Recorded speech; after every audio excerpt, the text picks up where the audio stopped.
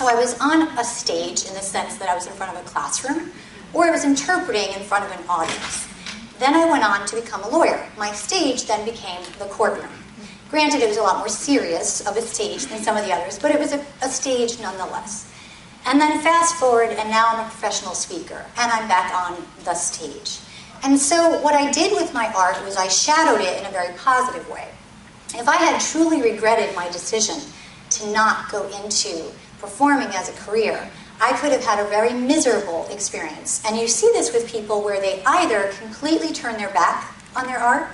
You know, someone will say to you like, oh, well, I used to do this. You're like, wow, that's so cool. Well, yeah, I don't do that anymore. And there's a real regret to it.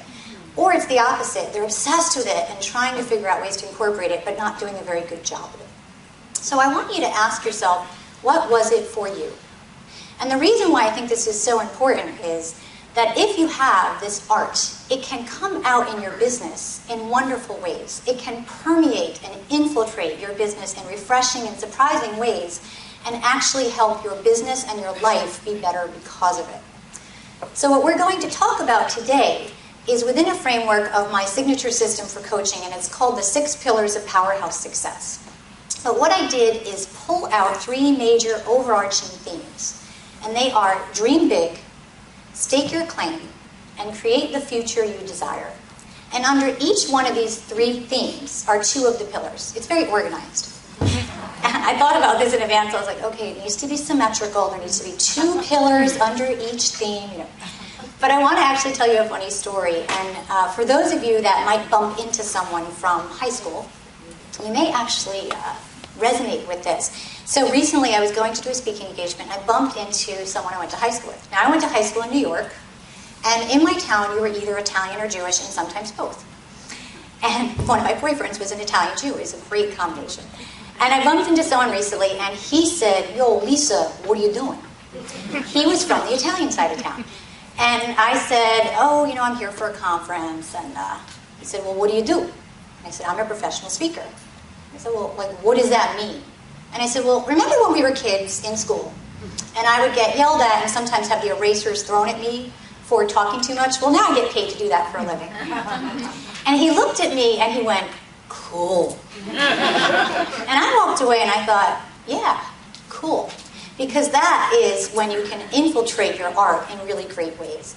And so for those of you that are sitting here thinking, I don't have an art, you probably do. And what we're going to try to do is do some exercises to dig deep and to pull that out. So the first major theme of the day is called Dream Big. In Italian, you would say grande sogno. And the reason I'm going to throw some Italian words at you is there's 3 reasons. One is I'm Italian and I'm taking Italian at Davis, one of the advantages of living in a university town. 2 is it's an absolutely beautiful language and fun to say. But more importantly, if you hear things that are unfamiliar to you, studies have shown in terms of your brain that you actually remember it more than you would if you just heard dream big. So grande sogno is dream big. And underneath this, there are 2 pillars, and they are purpose and promote. And we're going to start with your purpose. And the first thing under purpose is I want you to think about what is your definition of success. And by the way, as many people are in this room, will have a different definition of success. And this is where you ask yourself, what is important to me? What is driving me? And the problem is that we tend to look outward for our definition of success. We look mostly at Hollywood. We look at major corporations and CEOs. We look at politicians. But success isn't just for CEOs and MVPs and world leaders. It's also for you and I. And so ask yourself, what's driving me? What's the driving force? And every once in a while, a client will say to me, I'd like to make more money. And I say, that's a great thing. And that could be part of your definition of success. But as Henry Ford said, a business that does nothing but make money is a poor business indeed. Now, of course, that was easy to say for a billionaire at his time. But truly, if the only thing driving you is money, then you may fall short and success may elude you. What I find pretty fascinating is years ago, if you used the term lifestyle business, it was actually considered, a poo-poo. It was like, oh, well, that's not a good thing. It means you're not serious because you actually want your business to feed your lifestyle. And then Timothy Ferriss came along. Anyone familiar with the book, The 4-Hour Workweek? And he came along and he said, enough with the puritanical work ethic. If I become my own boss, then I want my business to feed my life. I want my business to give me the freedom and flexibility to do exciting and interesting things, to travel, to work with the clients I want. What's the point of having my own business if I can't shape it and mold it into what I want it to be? So for some of you, your definition of success may be world travel. It may be the media. It may be all sorts of really exciting things. For others, it may be the time and flexibility to spend with your kids, or to actually have more time to go on a bike ride. So ask yourself, what is your definition of success? Because if you don't know that, if you don't know your purpose, it's really hard to move forward and do other things. There are two major blocks, unfortunately, to dreaming big, and you've probably heard of them. The first one is called the comparison trap syndrome. We tend to look outward and compare ourselves to other people and use that as our measurement of success. By the way, which gender do you think has a bigger problem with this? Women. Women tend to look and compare themselves to other women in many areas, not just business. Physical appearance, parenting, relationships, and business. And there's such a big issue now with the comparison trap syndrome that it falls into the second block, which I'll talk about in a second. Men, the studies have shown, actually look outward and compare themselves more in material possessions. Who has a bigger car? Who has a bigger TV? Money. Who makes more money? And then the third thing is business. Whose business is better, etc. The problem with the comparison trap syndrome is that it's completely and utterly false. Because as you heard this morning in the opening keynote, and I think probably throughout the day, you realize there is only one you. And only you have the unique brilliance to bring out into the world and funnel that into your business. And there's a wonderful quote by Judy Garland where she says, "Be a first-rate version of yourself rather than a second-rate version of someone else." In law, we would always, if we had to go to court and give evidence, we have what's called the best evidence rule. It's you had to have an original. An original is better than a copy every time. So be an original version of you rather than a copy of everyone else. The second block is called the bright, shiny object syndrome. How many of you have heard of this? It's like a baby, right, who's watching a set of dangling keys. And here's what we look like as we're watching this set of dangling keys and trying to keep up. Teleclasses and webinars, coaching and consulting, writing and speaking, independent contractors, get a VA, rinse and repeat. It's exhausting. And we do this all the time. It's really exhausting trying to keep up with everyone else. So what I'm going to ask you to do with the bright, shiny object syndrome is watch the keys and decide what fits your business. And what I love about being a closing keynoter is you can ask people what they've learned throughout the day and incorporate it. And someone came up to me after a wonderful session, and I said, "How did it go? How'd you like it?" And she said, "It was really great, but I was a little confused because I expected to go and to decide to take on this new thing in my business. But what I learned was I absolutely don't want that." And I said, "Then actually that speaker did his or her job." And I always tell people that if you go hear something and you learn about a new content, new activity that you could be doing in your business, and if what you decide is great, but not for me, then you're not falling into the bright, shiny object syndrome or the comparison trap. You're staying true to what you want in your business. So again, it's not always about adding on. Sometimes being a really great business owner is about stripping down, letting go, and getting to the core. The next pillar is called promote. And this is where you get out there big time. And this is where you also, because you're getting out there big time, you're supposed to be stepping into your power. But unfortunately, this is where a lot of people's fears raise their ugly little heads. And so what I'd like to do with you is a personal branding exercise. Anyone see the movie Eat, Pray, Love? Yeah. Even better, anyone read the book? Yes. Yeah. I hated the book. You hated the book. What's so interesting is that I started reading the book and I wanted to love it. Unfortunately, in the beginning, I really didn't like it. It wasn't grabbing me, and I knew it was his bestseller until she got to Italy. Does anyone have control of the AV where they could lower my mic slightly? Brian? Sure. Okay. In any event, Eat, Pray, Love. So, what happened was, I get to Italy, and now I'm hooked. And does anyone remember this thing she did in the book where she would go to a different location and she'd come up with the one word for that location? In Rome, I believe the word was passion. Passione. Che bella parola. What a beautiful word. It really is absolutely a beautiful word, and it's a beautiful concept. And someone turned the tables on her and said, Liz, what is your word? And she was stumped.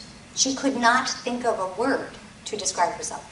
Now, I'd like to think that part of the reason why she might not have been able to think of a word was because it's awfully hard to come up with one word, people. How many of you could say one word to completely encapsulate your entire... No, sorry.